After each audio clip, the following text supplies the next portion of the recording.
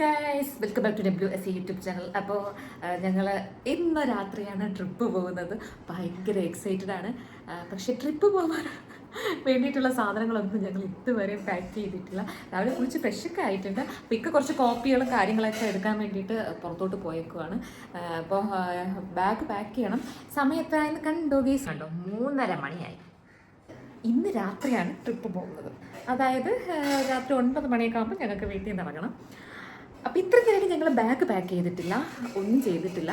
First ദാനുവിന് കുറച്ച് food ഉണ്ടാക്കണം കേട്ടോ. അതായത് സെർലാക്ക്, ഞാൻ ഹോം മെയ്ഡ് സെർലാക്ക് നമുക്ക് സാധാരണ ഉണ്ടാക്കാറുണ്ടല്ലോ. അപ്പോൾ തീർന്നു പോയി, എടുക്കാമെന്ന് വിചാരിച്ചപ്പോൾ ഞാൻ അതിൻ്റെ കാര്യമേ ഓർത്തില്ല. ഇന്നലെയാണ് ഓർത്തത്. പിന്നെ സാധനങ്ങളെല്ലാം ഞാൻ മേടിച്ചു, നമ്മൾ ലാസ്റ്റ് വീഡിയോയിൽ കണ്ടായിരുന്നല്ലോ. അപ്പോൾ മേടിച്ചു. അപ്പോൾ ഇനി അത് ഉണ്ടാക്കണം. അതിലൊരു സാധനം കിട്ടിയില്ല. ഒരു സാധനം കിട്ടാത്തതിന് ഇക്കായ പറഞ്ഞു വിട്ടേക്കൊണ്ട് ഒക്കെ 1 മണിയായപ്പോൾ ഇവിടെ നിന്ന് പോയതാണ്. മണി 3:30 ഇതുവരെ വന്നില്ല. വിചാരിച്ചു ബാക്കിയെല്ലാം ഒന്ന് റെഡിയാക്കി വെക്കാമെന്ന് വിചാരിച്ചു. ദാനു ഉണ്ടോ അടുക്കളയെ കൊണ്ട് ഇരുത്തിയേക്കുവാണ് ഞാൻ. നമുക്ക് അങ്ങോട്ട് പോവാം. ദാനു ഹായ് ഹായ്. ദാനു ട്രിപ്പ് പോണ ഇന്ന് രാത്രി ട്രിപ്പ് പോണില്ല. ദാനുവിന്റെ കളിപ്പാട്ടം കണ്ടാ ഗൈസ്?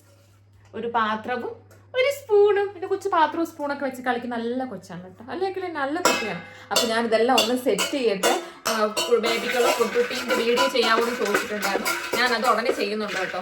എന്തൊക്കെ ഫുഡുകളാണ് അവർക്ക് കൊടുക്കുന്നത്, എന്തൊക്കെ ഫുഡ് നമുക്ക് വെയിറ്റ് ഗെയിൻ ചെയ്യാൻ കൊടുക്കാം എന്നുള്ള, ഇത് വെയിറ്റ് ഗെയിൻ ചെയ്യാൻ നല്ലൊരു ഓപ്ഷനാണ് കേട്ടോ. ഒരുത്തി അവിടെ അടുക്കളയിൽ മൊമ്പം പണിയിലാണ്. ബാഗൊന്നും പാക്ക് ചെയ്തിട്ടില്ല. ഇന്ന് രാത്രിയാണ് പോകാനുള്ളത്.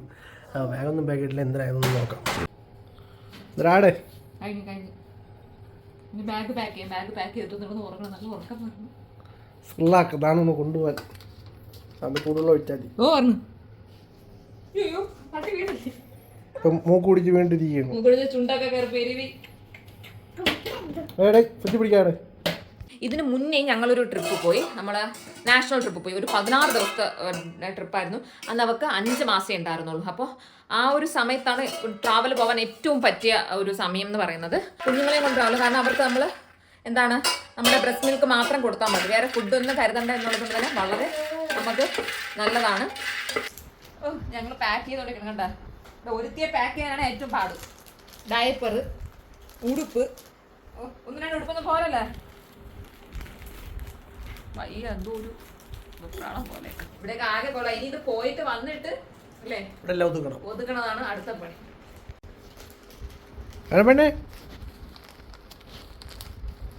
ദാനുപെണ്ണ് പാക്കിങ്ങിന്റെ തിരക്കിലാണ്. ഞാൻ പാക്ക് ചെയ്യണം, അവർക്ക് അൺപാക്ക് ചെയ്യണം.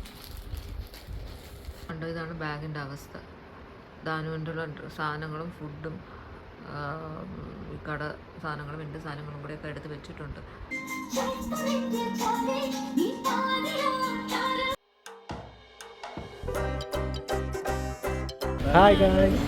സർപ്രൈസ് ആയിരുന്നല്ലേ എങ്ങോട്ടേക്കാണ് പോകുന്നത് എന്നുള്ളത്. നമ്മുടെ ഫസ്റ്റ് ഫ്ലൈറ്റ് ആണ്. ദാനുപെണ്ണിന്റെ ഫസ്റ്റ് ഫ്ലൈറ്റ് ആണ്.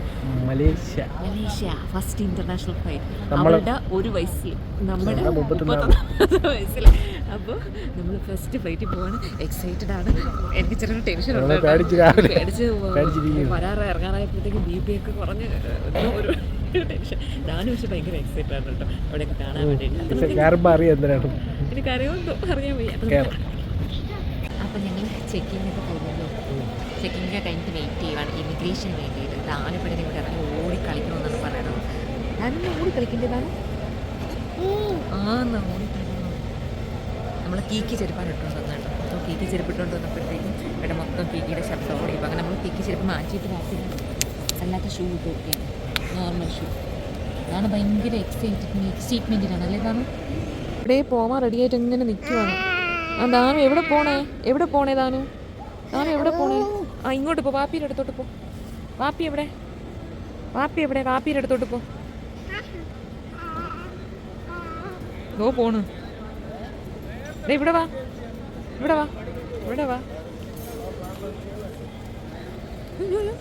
ദാനു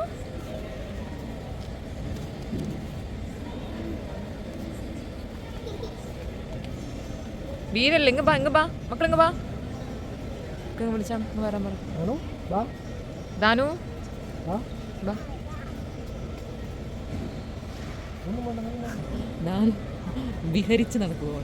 വിഹരിച്ച് തന്നെ വിഹരിച്ച് തന്നെ.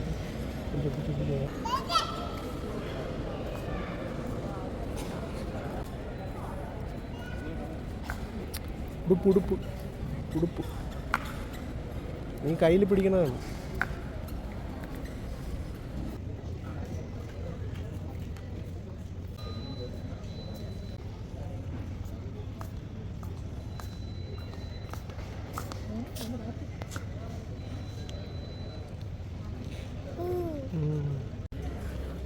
ദാനുവിൻ്റെ പുതിയ ഉടുപ്പും പുതിയ പാൻറ്റ് വേണം. ഉടുപ്പിൻ്റെ ബാക്ക് കാണിച്ചോട് ദാനു.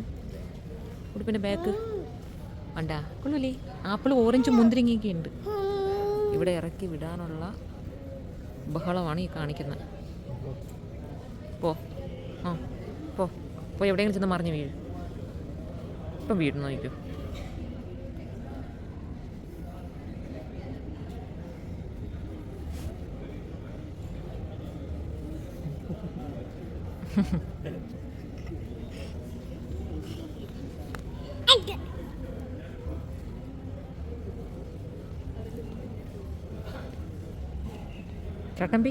ചട്ടമ്പി താനു ഇത് ചട്ടമ്പി താനു നോക്കണില്ല അവള്.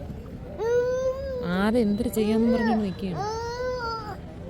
പാപ്പിയുടെ അടുത്ത് പരാതി പറയണം. പാപ്പി മോളെയും കൊണ്ട് നടക്കുകയാണ്. മോളെ ഒരു വിധത്തിലിരിക്കൂല.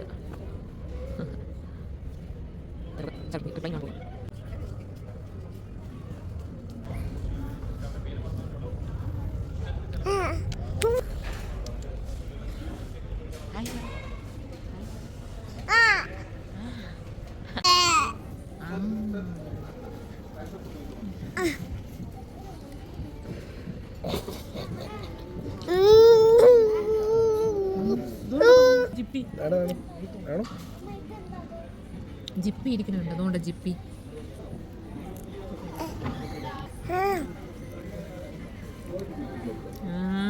ദാനപ്പെണ്ണ് ഒരുപാട് ഇൻഫ്ലുവൻസ് ചെയ്ത് ആദ്യം കരുതണം. എങ്ങനെ ഞങ്ങൾ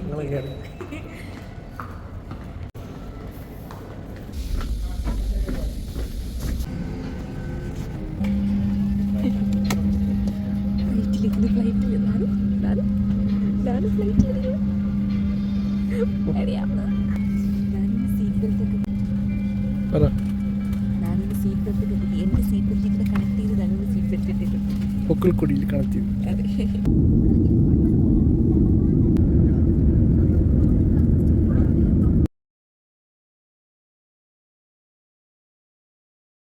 ഫ്ലൈറ്റിൽ കയറി ഒന്ന് സെറ്റിലൊക്കെ ആയി കഴിഞ്ഞപ്പോഴത്തേക്കും നമ്മുടെ ഫുഡ് വന്നു കേട്ടോ. അപ്പോൾ ബിരിയാണി, ചിക്കൻ ബിരിയാണിയും അതേപോലെ കേസരി ഉണ്ടായിരുന്നു, പീനട്ട് ഉണ്ടായിരുന്നു, നമ്മുടെ കടല ഉണ്ടായിരുന്നു.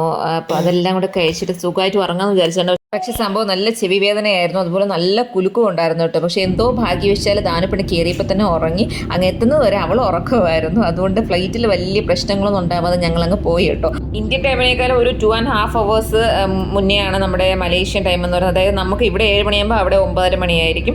അപ്പോൾ നമ്മൾ ഏകദേശം രാവിലെ 8 മണിയൊക്കെ ആയി അങ്ങ് എത്തിയപ്പോഴത്തേക്കും നല്ലൊരു യാത്രയായിരുന്നു. പക്ഷെ വിചാരിച്ചതുപോലെയല്ല, എനിക്ക് ഫ്ലൈറ്റ് യാത്ര ഇഷ്ടപ്പെട്ടില്ല കേട്ടോ. ഇക്കാക്ക് ഇഷ്ടപ്പെട്ടു എന്നാണ് എനിക്ക് തോന്നുന്നത്. നല്ല ടർബുലൻസ് ഒക്കെ ഉണ്ടായിരുന്നു. അപ്പോൾ നല്ല കുലുക്കമായിരുന്നു, നല്ല ശബ്ദവുമായിരുന്നു കേട്ടോ. പക്ഷെ ദാനപ്പെണ്ണ് ഇതൊന്നും അറിയാതെ ഉറങ്ങി. അവൾ രാവിലെ വരെ ഉറങ്ങി. അപ്പോൾ ഇതാണ് നമ്മുടെ മലേഷ്യയുടെ മുകളിൽ നിന്നുള്ള വ്യൂ കേട്ടോ. അപ്പോൾ നമ്മൾ സക്സസ്ഫുള്ളി ലാൻഡ് ചെയ്യുന്ന സമയത്ത് നല്ല പേടിയുണ്ടായിരുന്നു കേട്ടോ. പക്ഷേ ദാനു അപ്പോഴാണ് ഉണർന്നു. അവൾ ഓക്കെ ആയി. അവൾക്ക് കരച്ചിലോ ഒന്നും ഉണ്ടായിരുന്നില്ല. നമ്മുടെ ഇവിടുത്തെ എയർപോർട്ടിനേക്കാളും 2 മടങ്ങ് വലുതാണ് കേട്ടോ അവിടുത്തെ എയർപോർട്ട്. നമുക്ക് എങ്ങോട്ട് പോകണമെന്ന് അറിഞ്ഞുകൂടാ, എന്ത് ചെയ്യണം എന്ന് അറിഞ്ഞുകൂടാത്ത ഒരു അവസ്ഥയിലാണ് ഞങ്ങളിവിടെ നിൽക്കുന്നത്. ഏകദേശം ടോട്ടൽ 5 ഫ്ലോർ ഉണ്ട് കേട്ടോ ആ എയർപോർട്ടിന്. നമ്മുടെ ലാൻഡ് ചെയ്യുന്ന പ്ലേസിൽ നിന്ന് നമ്മൾ ബാഗ് വാങ്ങാൻ പോകുന്ന സ്ഥലത്തേക്ക് ട്രെയിനിലാണ് നമ്മൾ പോകാനുള്ളത്. ഫാസ്റ്റ് ബുള്ളറ്റ് ട്രെയിനുണ്ട്. ആ ട്രെയിനിൽ പോയി നമ്മൾ അവിടെ ലഗേജൊക്കെ കളക്ട് ചെയ്തു.